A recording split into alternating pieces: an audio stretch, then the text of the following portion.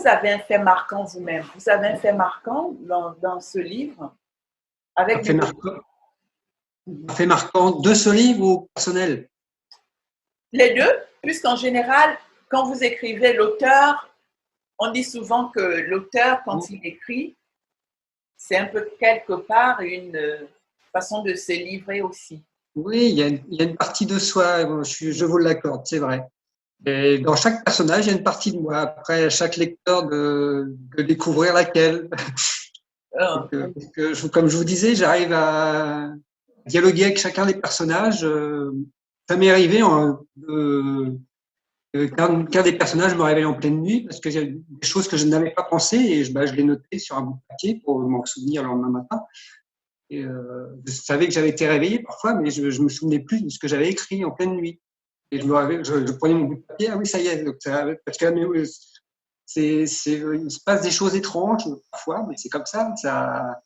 Je, je sais le maîtriser maintenant, mais c'est passionnant d'écrire un livre de cette façon-là. tout à fait. Et en plus, ça revient à ce dont vous parlez là-dedans. Des fois, il y a l'intuition. Vous savez, les messages vous viennent comme ça. Oui. Il vous arrive de les oublier, mais en fait, avec le temps, vous vous connaissez vous-même. Qu'est-ce que vous faites quand un message arrive? Même si vous êtes couché, vous vous levez pour l'écrire. Voilà, Vous avez vu? exactement. Et C'est mon imagination, arrive à la puiser aussi dans la marche. Je marche beaucoup et j'ai un dictaphone, je note des idées et comme si les personnages marchaient à côté de moi et ils me soufflaient des idées. Donc, pour la suite, pour le chapitre suivant, par exemple. Et ça fonctionne très bien, la marche, l'imagination. oui, l'imagination, c'est ça. Et puis vous marchez dans la nature. Dans la nature, exactement. Oui, C'est ça. c'est un bel endroit. Vous voyez, du coup, je vais peut-être réinsister sur ma question parce que écrire un si beau roman, si bien l'écrire comme ça, comme vous avez fait, avec du recul, je ne sais pas, et à un moment vous pensez en vous disant, quand même, j'ai écrit ce gros roman, tout est intéressant, mais il y a quand même ce fait qui m'a marqué.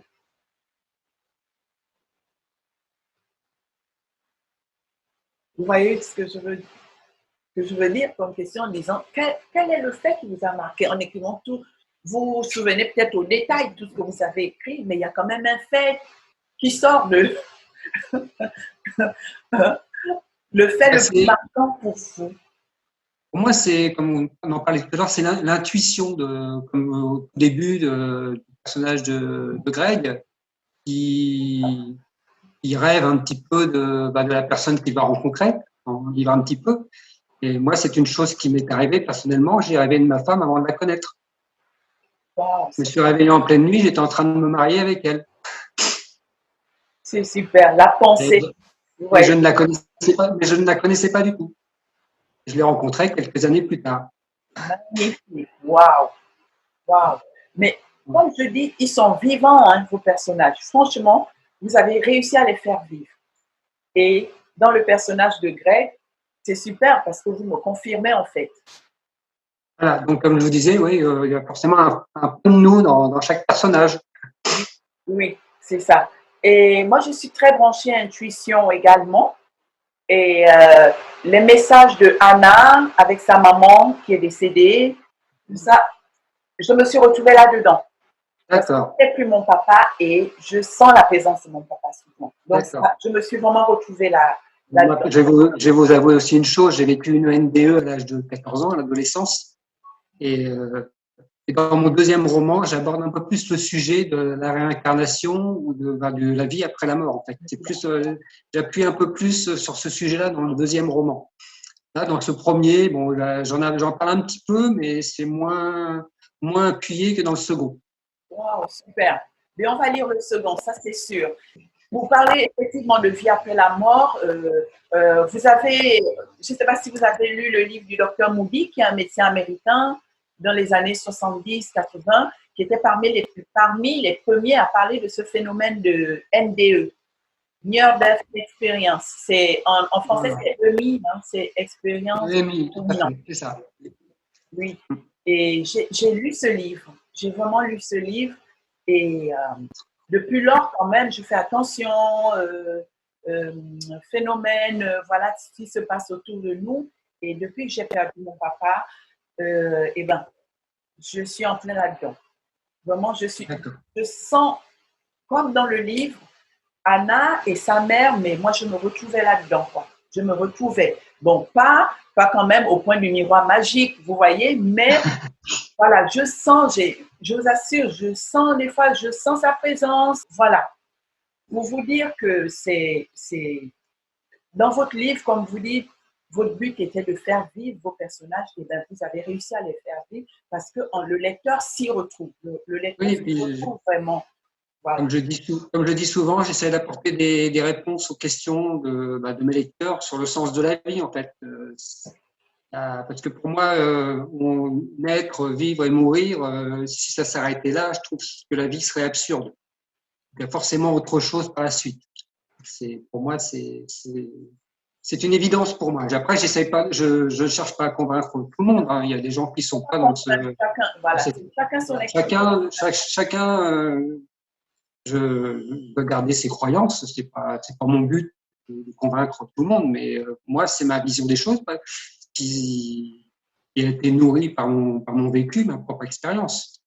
Tout à fait, tout à fait. C'est effectivement, de toute façon, nos croyances en général proviennent des expériences qu'on a, hein, des expériences Exactement. Chacun, donc, c'est forcément individuel.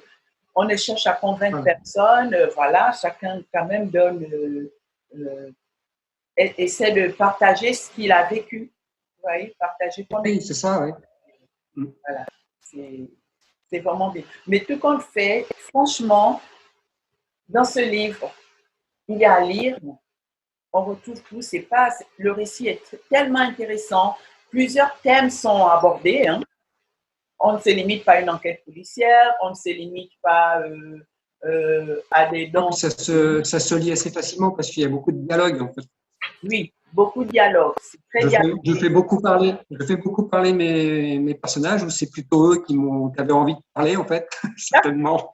C'est dans les deux sens, en fait.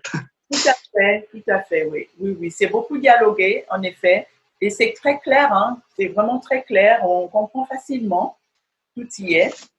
Et alors, le but aussi, c'est que ce soit abordable à tout niveau de lecture également. Je ne vais pas essayer de tourner des phrases trop complexes non plus. Il faut que ce soit accessible à tout le monde. Exact. C'est accessible à tout le monde. Hein. Voilà. Les phrases sont simples, la compréhension est vraiment simple, c'est vraiment accessible à tout le monde. Et du coup, qu'est-ce qui vous a inspiré par rapport à New York? C'est une ville qui fait rêver, New York. J'ai même fait un marque-page avec New York. Il va avec. Oh oui, super. Super. Ça plaît bien. Super, ouais, vous a inspiré. En tout cas, vous avez bien fait, vous en avez bien parlé. L'hôtel Plaza, partant de JFK, le Central Park derrière, c'est vraiment, vous en avez vraiment bien parlé. Et avec le rôle du FBI, on assiste à des scènes vraiment dignes. Rocambolesques. Rocambolesques, voilà. Voilà. Mais c'était vraiment, c'est vraiment très intéressant. C'était très, très, très intéressant. Et il y a quelque chose que j'aimerais partager aussi, que j'ai bien aimé. Bon, l'été tire à sa fin parce qu'on en a souvent besoin. Vous avez partagé la recette d'une bonne boisson drainante.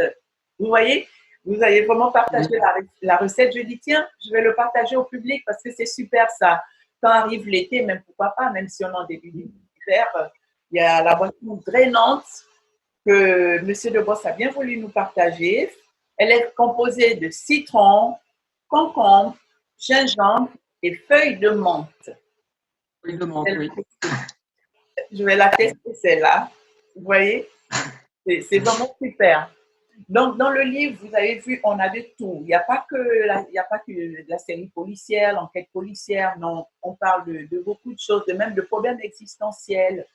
Parce que ce problème d'intuition, le contact avec l'au-delà. Qu'on y croit, qu'on n'y croit pas, ça fait partie de nous, hein, de tout un chacun. Et il parle de l'histoire, l'histoire notamment dans le jardin du Luxembourg par rapport aux reines, tout ça, c'est quelque chose, voilà, qu'on apprend. Pour moi, j'ai trouvé ça très instructif, très intéressant, et je me suis dit, la prochaine fois que je vais à Paris, je suis allée plusieurs fois au jardin du Luxembourg, mais bon, on passe, on regarde sans voir, parce que c'est plus ça, on regarde, mais sans voir. Combien de fois je suis passée devant ces statues sans vraiment les voir, m'arrêter? Eh bien, maintenant, c'est ce que je ferai. Grâce à vous, je vais m'arrêter. Toujours le temps de regarder les choses. Et c'est ça. On regarde, on va et admirer Marguerite de Provence et les autres. Et dans le livre aussi, quelque chose que j'ai trouvé marrant, bon, c'est un petit détail aussi, hein, c'est un petit détail, mais moi étant ici, quand même, j'ai tiqué en disant, ah tiens, souvent on oublie, c'est que vous décrivez à un moment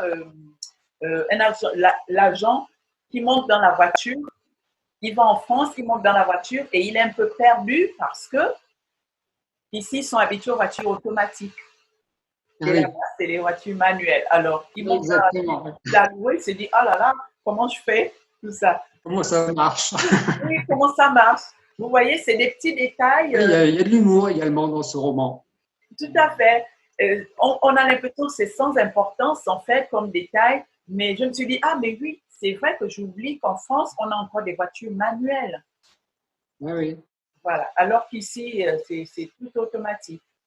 Et moi, en arrivant ici, c'était un petit peu le problème. Conduire une voiture, on met la clé et puis on s'en va, quoi. Alors, je cherchais au départ à me dire, en disant, mais on fait rien, on est juste assis et nous, voilà, c'est parti. Vous avez vu? Donc, c'est... Si je vous ai fait sourire, c'est... Oui, beaucoup, beaucoup. Ça me fait plaisir. Beaucoup. Franchement, il est réussi, le livre. Il est volumineux, mais il est réussi. C'est un chef-d'œuvre. Comment avez-vous trouvé l'épilogue? Sans rentrer trop dans le détail. Il vous a plu l'épilogue?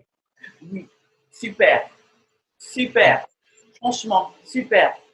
Je vous assure, il y a rien à dire. L'épilogue, super. Voilà, pour ceux qui n'ont pas, qui ont un petit peu la flemme de lire, allez-y, lisez l'épilogue. Vous allez voir, ça va vous pousser à, voilà, à lire tout le livre et découvrir ce qu'il y a dedans.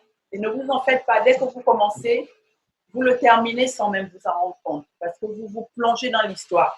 Vous faites même partie, c'est comme un film. Vous avez l'impression d'être dans le film, à regarder les mouvements. Voilà, comme quand on assiste à une pièce de théâtre, on y va, on regarde, on est dedans, on est très actif jusqu'à la fin. Et à la fin, je me suis dit, oh, déjà fini. Déjà fini.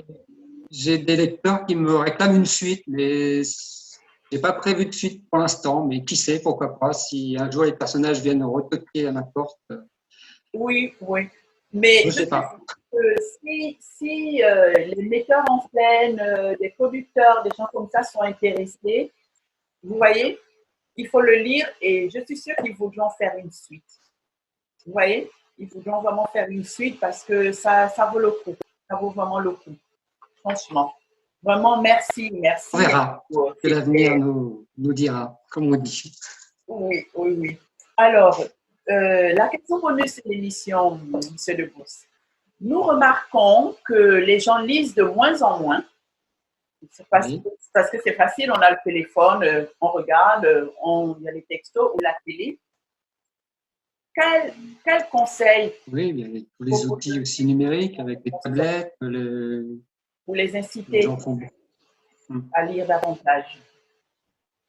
Les inciter à lire davantage, déjà, il faudrait leur donner goût à la lecture dès le plus jeune âge, en leur racontant des histoires avant d'aller s'endormir, par exemple. Et donner, comment dirais-je, ne pas forcer la lecture à l'école. En France, c'est souvent comme ça, on nous impose des lectures qu'on n'a pas forcément envie de lire. j'ai eu l'expérience étant jeune. Quand j'ai passé mon bac, on m'avait imposé de lire. C'était comment le titre déjà? Mince, je ne me rappelle plus. Et, Ouais. On comprend, en fait, il faut laisser le libre choix aux enfants. en fait, je ne l'ai pas lu, j'ai lu un résumé et en croisant les doigts, en priant très fort de ne pas tomber dessus le jour de mon examen, et je suis tombé dessus. Madame de Bovary. Et j'avais pas envie.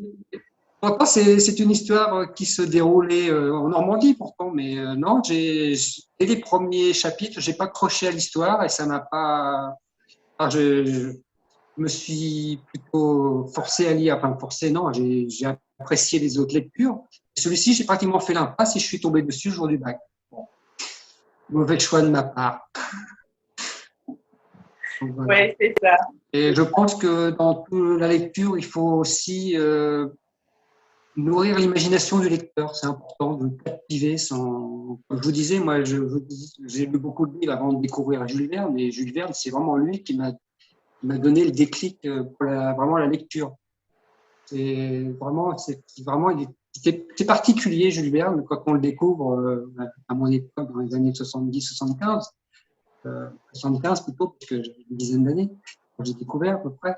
Mais 70, j'avais 5 ans, donc je disais pas Jules Verne. Mais franchement, c'est vraiment lui qui m'a donné l'envie d'aller plus loin dans la lecture. D'accord. Bonne inspiration. Et, De toute façon, voilà. vous avez bien rendu hommage. Voilà. Et ce qui est important aussi, c'est de connaître les besoins de nos lecteurs.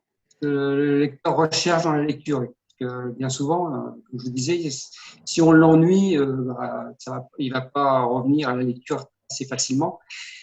Et moi, j'ai développé un concept, personnellement, vu la situation sanitaire nous a un peu empêché de travailler ces derniers mois. Les centres culturels étaient pas du tout accessibles à une certaine période, voire même étaient complètement fermés. Et avec les passes sanitaires aujourd'hui, c'est encore plus compliqué. Les salons du livre ont beaucoup été annulés aussi pendant presque un an. Donc, j'ai développé un concept qui s'appelle le cycloteur. Je suis un ancien cycliste. Je me balade sur les routes de mon secteur et je me balade avec un sac à dos, avec mes livres sur mon sac à dos, et je vais dans les campagnes et je me balade avec j'ai créé un logo, voilà, j'ai une page Facebook. Alors, c'est le cycloteur. Le cycloteur. Et je vais au contact de mes lecteurs, parce que quand on est dans un salon du livre, on n'a pas forcément toujours le temps de discuter avec tout le monde, parce que ça brasse beaucoup de gens. Et puis là, au moins, on est en contact personnalisé avec les gens, et ça me permet de sympathiser et puis de savoir ce qu'ils attendent dans la lecture. Et il y a beaucoup de gens aussi dans des communes très reculées où il n'y a pas beaucoup de monde non plus, où ils n'ont pas beaucoup de visites. Et il y a des gens qui lisent beaucoup dans ces petites communes. Parfois, c'est des communes de 50, 100 habitants, mais ils sont contents de voir du monde. Et puis, quand on discute avec eux, c'est plein de. Ces gens-là arrivent à nourrir notre imagination. Donc voilà, j'ai créé ce concept-là et je commence à le mettre en pratique quelques mois. Et c'est que du bonheur, parce que je rencontre vraiment des gens formidables. Super, belle initiative en tout cas. Sinon, pour donner le goût à la lecture aussi, j'avais pensé à mettre, je ne sais pas si ça se fait chez vous, des speed, sorte de speed dating où on présente, on vient avec notre livre et puis on fait un speech à des personnes. Ça, c'est des choses qui pourraient, je pense, donner envie de lire aux gens. Oui. Parce que d'être au contact avec les auteurs, beaucoup de lecteurs ont envie de connaître les auteurs. Et aujourd'hui, avec Internet, c'est pas toujours facile. C'est pas toujours facile. Mais là, en fait, avec le Covid aussi, vous savez, les choses se remettent Aussi, c'est vrai. Petit à petit en place et ça va repartir. Parce qu'effectivement, c'est ça. Dans les bibliothèques, dans des lieux où des écrivains pouvaient se retrouver, échanger et lire. Mais ça va se remettre petit à petit, mais en raison du Covid, vous savez, tout avait été fermé. En attendant, je m'adapte avec mon cycloteur. Tout à fait.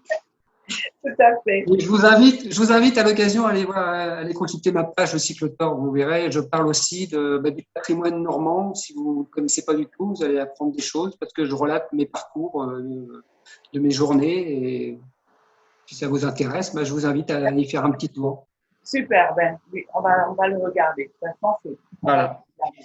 Alors, avez-vous un nouveau projet d'écriture, Monsieur Debos? Oui, je me suis engagé à essayer de publier un roman par an. Donc, l'année dernière, Les Pourvivre est sorti en septembre 2019.